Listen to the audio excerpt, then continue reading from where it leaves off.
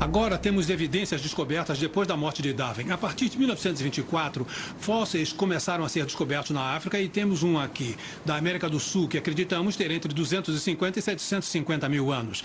E essa é a fase da evolução. Darwin teria ficado encantado com essa criatura conhecida como Australopithecínio. Esse primata era bípede, mas ainda possuía um crânio e um cérebro semelhante ao dos macacos.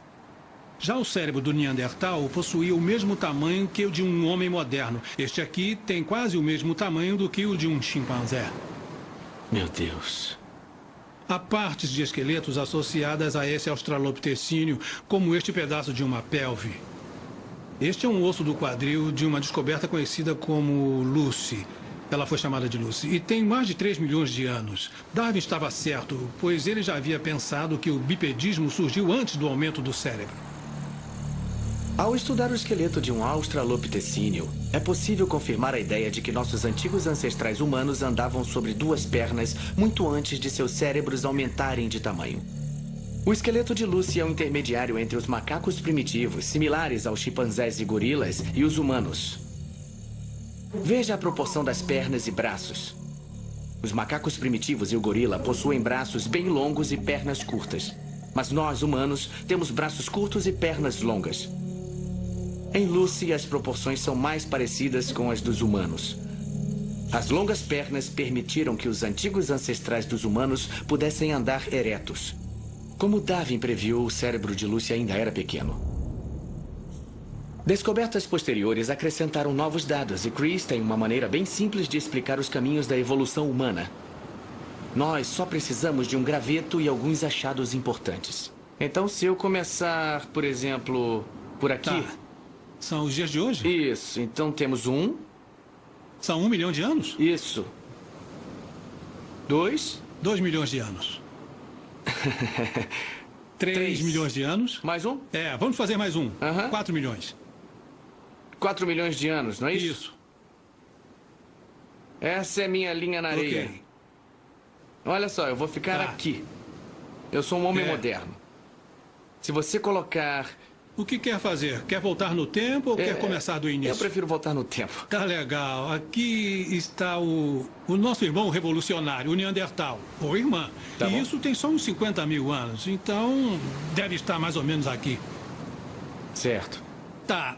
A próxima coisa é o machado de Hapsburg. É esse aqui. E ele tem entre 500 e 700 mil anos. Então, vamos colocá-lo aqui. Agora... Tá bem.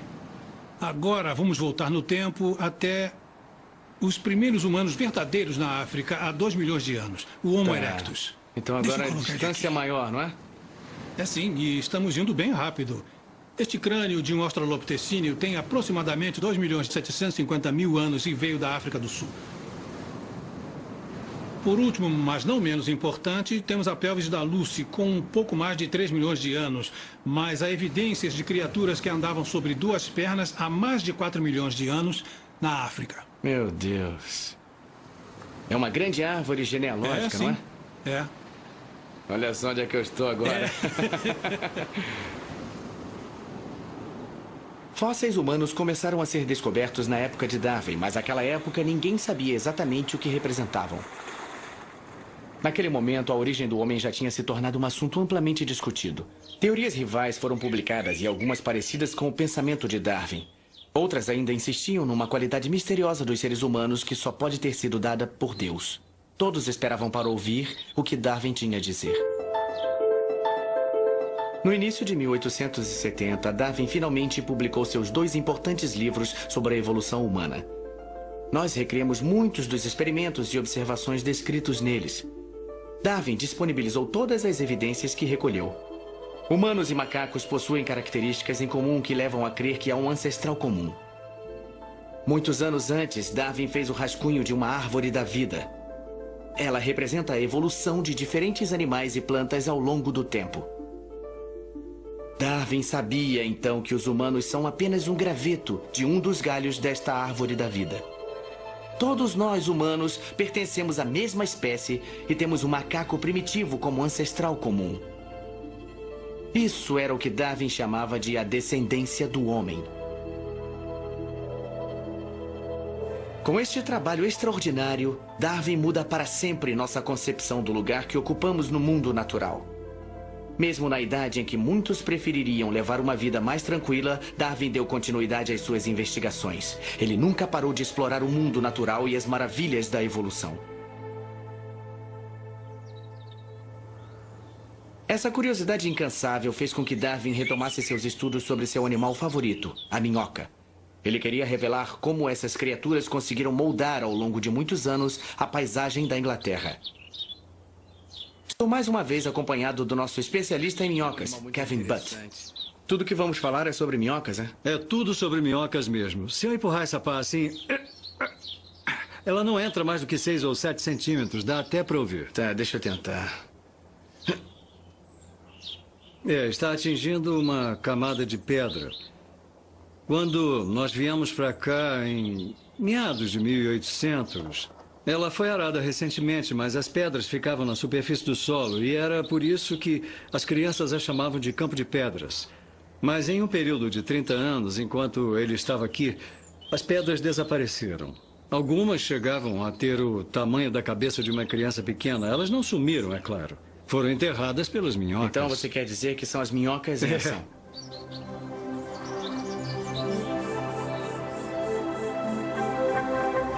Darwin realizou uma pesquisa impressionante que mostra que em cada acre, as minhocas movem mais de 10 toneladas de terra por ano. Elas estão constantemente mexendo e movendo o solo. Assim como Darwin, Kevin colocou essas pedras no chão e vai acompanhá-las por 30 anos, enquanto as minhocas lentamente as enterram. É um experimento ambicioso. Talvez seja ambicioso, mas é muito, muito simples. Olha, eu acho que para uma semana elas já trabalharam bastante, não é? Eu quero acreditar que sim. Gostaria de vê-las de novo daqui a 5, 10 ou 15 anos e pensar que meus colegas voltarão aqui décadas depois. O trabalho de Darwin com as minhocas revelou mais uma vez a maneira extraordinária com que ele via o mundo e sua habilidade singular de nos mostrar como pequenas mudanças ao longo de milhões de anos podem ter enormes consequências. Darwin nunca parou de estudar a evolução e mesmo 3 dias antes de sua morte, ele encomendou uma nova orquídea de Kew Gardens para pesquisar e dissecar. Charles Darwin faleceu em 19 de abril de 1882, 40 anos depois de se mudar para Downhouse, onde ele realizou grande parte de seus notáveis experimentos.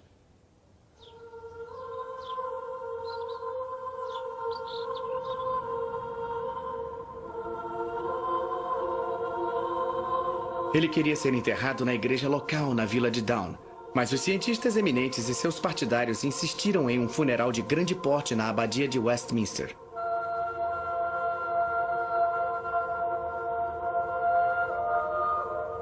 É irônico pensar que o cientista que representava uma ameaça tão grande à igreja tenha sido enterrado em uma das maiores igrejas do país. Eu fico maravilhado com as conquistas de Darwin, o cientista, e com suas observações afiadas e suas teorias brilhantes. Mas apesar de todo o seu trabalho, ainda há muito que aprender sobre evolução.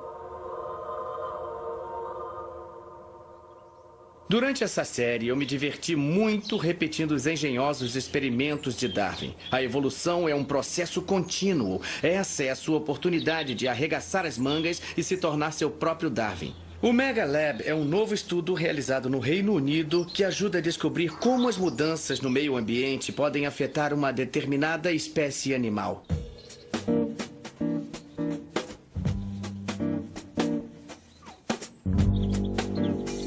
Nós buscamos a sua ajuda nesta pesquisa. Nós queremos fazer um gráfico com as mudanças no meio ambiente e medir de que maneira essas mudanças podem afetar a vida animal. Nesse caso, os caramujos. O professor Steve Jones é um dos mais importantes geneticistas do Reino Unido e passou a vida toda pesquisando caramujos. Como é que vai, Steve? Olha só, eu achei alguns aqui. Nossa! E o que é que esses caramujos têm de tão interessante? Bom, as diferentes cores dos caramujos, os diferentes padrões, amarelo, rosa, a presença ou a ausência de listras são controladas por diferentes genes. Então, essas características permitem estudar a genética da natureza. Uma variação incrível. E são da mesma espécie? São todos da mesma espécie. E que espécie é essa? Tem um nome em latim, Sophia nemoralis, mas costumam chamá-los de caramujo listrado. O caramujo listrado é encontrado por toda a Grã-Bretanha, mas diferentes variedades são encontradas em diferentes regiões. Alguns caramujos são amarelos, outros são rosados, alguns têm muitas listras e outros têm poucas. Há estudos que registram quais tipos de conchas são encontradas em cada área desde meados de 1920. Mas muita coisa mudou no campo desde que foram realizados estes primeiros estudos. A distribuição dos caramujos mudou. A Mega Lab quer acompanhar essas mudanças.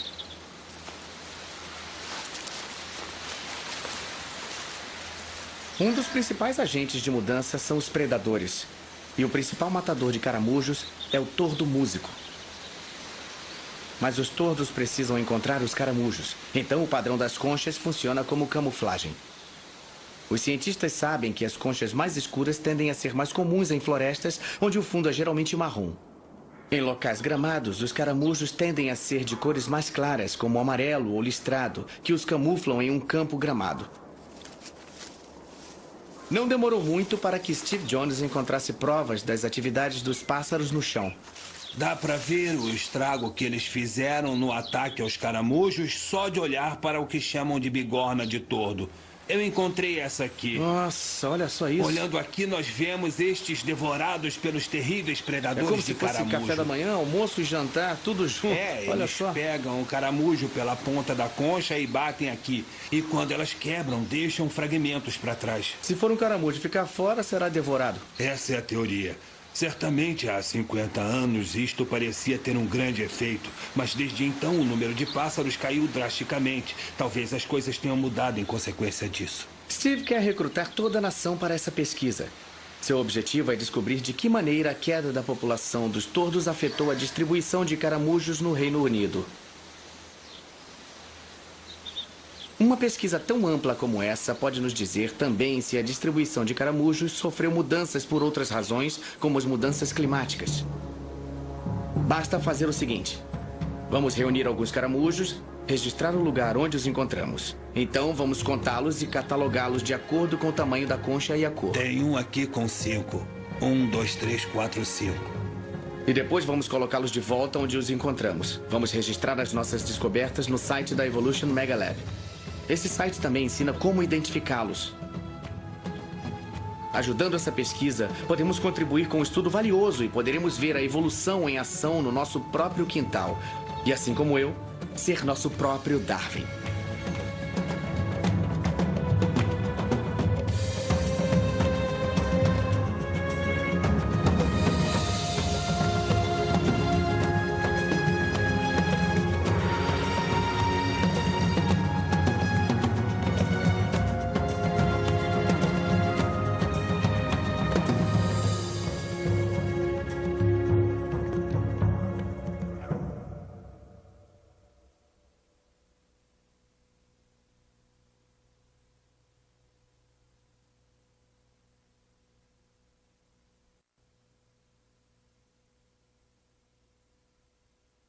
Você está assistindo a TV Escola, canal do Ministério da Educação.